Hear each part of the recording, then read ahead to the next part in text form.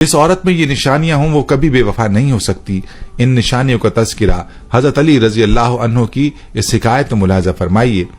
کہتے ہیں کہ حضرت علی رضی اللہ عنہ کے پاس ایک شخص آیا اور آپ رضی اللہ عنہ سے سوال کیا کہ نیک عورت کی پہچان کیا ہے؟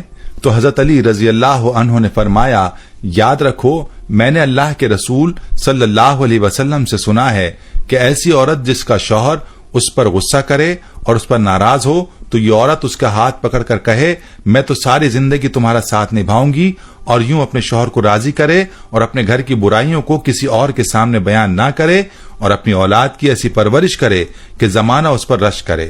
یاد رکھو جس عورت میں یہ نشانیاں ہوں تو ایسی عورت دنیا کی نیک عورت ہے۔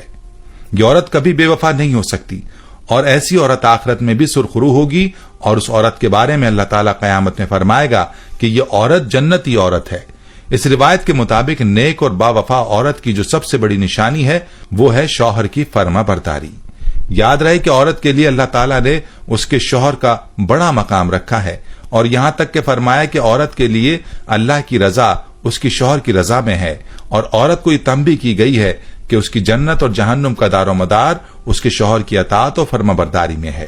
اسی لیے شوہر کی فرما برداری کو نیک عورت کی پہچان کہا گیا ہے، اور ساتھ میں یہ بھی فرما دیا کہ نیک عورت اپنے گھر کی ناگوار باتیں اپنے تک محدود رکھتی ہے اور اپنی اولاد کی پرورش پر توجہ دیتی ہے۔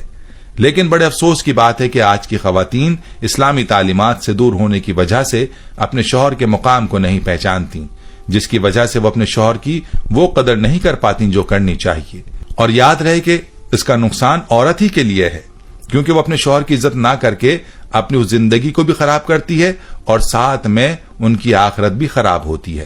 پیاری بہنوں اور میرے بھائیوں، یہ تو نشانیاں تھی ایسی عورت کی جو بے وفا نہیں ہو سکتی۔ چلیے اب آپ کو ان عورتوں کے بارے میں بتاتے ہیں جن کے بارے میں فرمایا کہ وہ بے وفا ہوتی ہیں، اور ایسی عورتوں کو بیکار اور بری عورتوں میں شامل فرمایا گیا۔ پہلی عورت کے بارے میں فرمایا گیا کہ بے پردہ عورت کبھی بھی وفادار نہیں ہو سکتی۔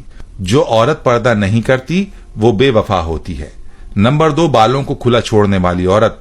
فرمایا کہ جو عورت اپنے بالوں کی نمائش کرتی ہے وہ عورت بھی بیکار اور بری عورتوں میں سے ہے۔ نمبر 3، جو عورت اپنے آپ کو بہت زیادہ عقلمند سمجھتی ہے اور اپنے خاندان کے لوگوں کو کمتر سمجھتی ہے، ایسی عورت بھی بری عورتوں میں سے ہے، اور اس سے بھی وفا کی امید نہیں رکھنی چاہیے۔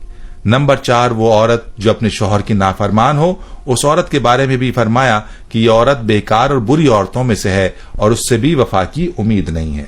نمبر 5، بد زبان عورت۔ آپ رضی اللہ تعالی عنہ نے فرمایا کہ جو عورت اپنی زبان پر کنٹرول نہ کرے اور اپنی زبان سے بری باتیں نکالے وہ عورت بھی بیکار عورتوں میں سے ہے، اور اس سے بھی وفا کی امید نہیں رکھنی چاہیے۔ نمبر 6، زیادہ بولنے والی عورت۔ آپ رضی اللہ عنہ نے فرمایا کہ جو عورت دوسروں کو بولنے کا موقع نہیں دیتی، اپنی ہی سناتی ہے، کسی کی نہیں سنتی، یہ عورت بھی بری عورتوں میں سے ہے۔ نمبر 7، وہ عورت جو زیادہ سونے کی عادی ہو، جس کو باقی کاموں سے زیادہ اپنی نیند عزیز ہو، ایسی عورت بھی بیکار عورت ہے۔ نمبر 8، چیخ چیخ کر بولنے والی عورت، یعنی وہ عورت جو اونچا بولتی ہو، اس کی آوازیں دور تک جاتی ہوں، ایسی عورت بھی بری اور بیکار عورت ہے۔ نمبر 9، وہ عورت جو زیادہ گھومنے پھرنے کی عادی ہو، گھر میں رہنے کے بجائے بازاروں کا چکر لگانے کا شوق رکھتی ہو، ایسی عورت بھی بیکار اور بری ہے۔ نمبر 10، وہ عورت جو باریک لباس پہنتی ہو، اپنے جسم کی نمائش کرتی ہو، ایسی عورت بھی بیکار اور بری عورتوں میں شامل ہے۔ ایسی عورتوں سے بھی وفا کی امید نہیں رکھنی چاہیے۔ نمبر 11، ایسی عورت جو اپنے خاندان کی پیٹھ پیچھے برائی کرتی ہو تو یہ بھی بری اور بیکار عورت ہے۔ پیٹھ پیچھے برائی کرنے والی عورت سے بھی وفا کی امید نہیں رکھنی چاہیے۔ عورت کے ہمدرد مرد صرف 4 ہیں، باپ، بھائی، خاوند اور بیٹا۔ باقی کسی سے ہمدردی کی امید عورت کے لیے خطرناک ہے۔ ایمان والی عورت کا اصل زیور سونا چاندی نہیں بلکہ حیا اور پردہ ہے۔ فرمایا عورت کا چہرہ اور جسمانی حالت بتاتی ہے کہ اس کے شوہر نے اسے کس حال میں رکھا ہوا ہے۔ وہ عورتیں کبھی بوڑھی نہیں ہوتی جن کے شوہر ان پر جان چھڑکتے ہیں۔ کہتے ہیں کہ عورت کو تم جیسا کہو گے ویسی ہی بنتی چلی جائے گی۔ اسے بدصورت اور پھوہڑ کہو گے تو وہ وہی بنتی جائے گی، اگر اسے خوبصورت اور سلیقہ مند کہو گے تو پھر وہ خود بخود ویسی ہی بنتی چلی جائے گی۔